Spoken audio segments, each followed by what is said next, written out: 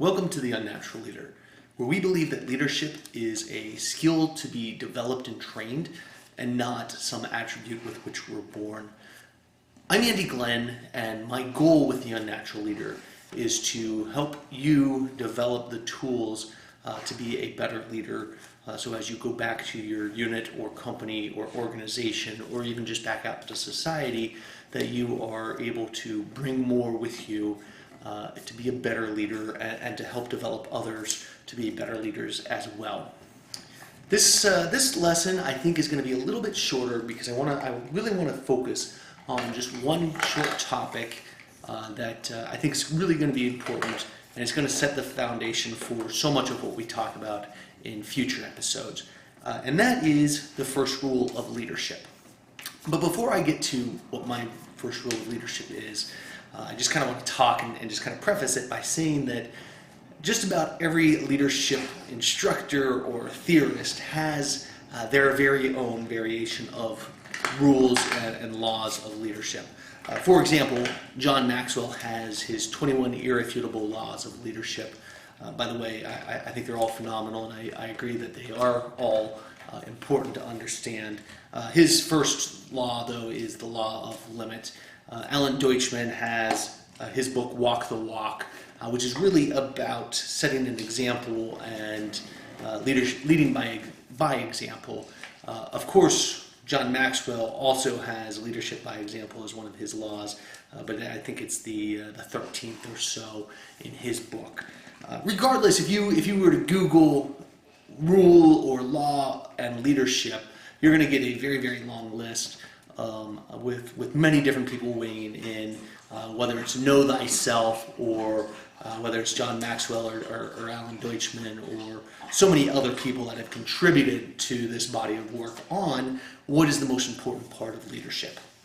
I think many of them are certainly important, highlighting important parts of leadership, but I really fundamentally believe that the number one law or rule of leadership is that leading and leadership, they are fundamentally about people. We don't lead units or companies or organizations or businesses. We don't lead industries or sectors or even countries. We lead the people within them. And so in order for us to be considered leaders, we need to have people following us, and we need to be able to convince them to follow us. Otherwise, we're standing there saying, let's go, and we look behind ourselves and nobody's there, and we're standing alone. So it is 100% about people. Now, if we continue to follow this line of logic, I think that what that really truly translates, the so what or the therefore, is that we need to understand people. We need to understand the people in general, not just the people that we work with, but people in general, including ourselves.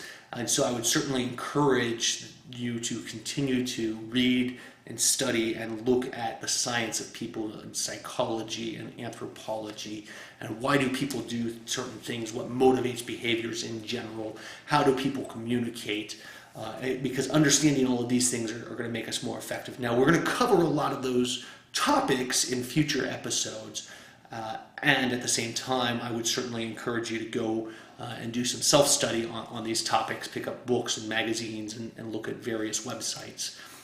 Further, it's not sufficient that we understand people.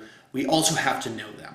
We have to know the people with whom we work, and I tend to use that term as opposed to saying the people that work for us, but the people with whom we work. We have to know ourselves. We have to know our own motivations. We have to know their motivations. We have to know what they like and what they dislike, why they get up in the morning, what energizes them. And I guarantee that it's not to come work for your organization. Now, if you're a great leader, they might be willing to come and get up in the morning to come work for you. They are not, though, getting up in the morning to work for your organization. I can guarantee that. So we need to get to know them. Where are they from? Because that's going to influence why they do what they do. What are their strengths and their weaknesses? Because that's going to dictate how you develop them and how you employ them in the future. We really need to spend a lot of time getting to know the people with whom we are working in order to then be able to influence them. So how do we get to know these people with whom we're working? I am a huge fan of spending 30 minutes a week, every week, with each of your directs independently.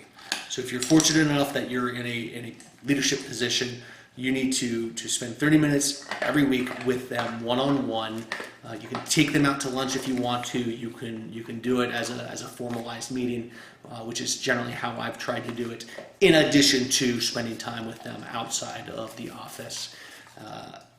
But you absolutely have to get to know them and really know what's making them tick, what they're working on, what's driving them, what they want to learn, where they want to go with their future, so that you can actually help shape them and lead them ultimately. We will get more into that particular topic of how I do my one-on-ones in the future and in future episodes. Regardless, start now, get to know people. I think it was President Reagan as well as President Bush II. Both are very famous for being very cordial with everybody in the White House staff, not just the chief of staff, not just his communications director, but absolutely everybody, down to security details and janitors, knowing their names, knowing their families' names, knowing what their kids are doing, what classes they're taking. Really spending time getting to know people, and it's not hard. It might be uncomfortable at the start, but I promise it will get easier. So start there. Just ask people how they're doing, and then here's the kicker: you have to actually listen. So spend some time with each of your people, whether they're a direct report and you do it formally, whether it's somebody outside of your direct line of supervision, but in your organization. Spend time getting to know people, because you will then start to garner a lot of what we call personal power, and again, we'll cover that conversation in a later episode as well, as to what personal power is and how we can employ it. Regardless, though, getting to know people is an incredibly important step, because, again, rule number one is it's all about people. We lead people. We are not out there standing by ourselves. We won't get much done on our own. So it's about people. Get to know them. I encourage you. However, I'm not the authority necessarily on, I don't have a lock on rule number one. So if you think you might have a better rule than leadership is fundamentally about people, please let me know. I would love to hear it. Drop me a note, visit our blog, or drop it down in the comments, and let us know. Tell us what you think rule number one ought to be, if it's something different than leadership is fundamentally about people. And in the meantime, I hope you're enjoying this. Please hit the subscribe button. Please hit the like button. You're going to help us be able to produce better content in the future and reach more people with what is hopefully going to be very helpful tools and kits to build our skill sets, so that we're all better leaders in the future. And with that, again, I think what we're going to cover next episode is going to be a little bit more about how I do my formalized one-on-ones with my direct reports. Again, I think it's very critical for me to understand and get to know them. It's really developed those relationships that are so important, and allowed me to be a much more effective and better leader, and have more influence. So join us again in a couple of days. We'll drop another video covering that topic. And in the meantime, get back out there.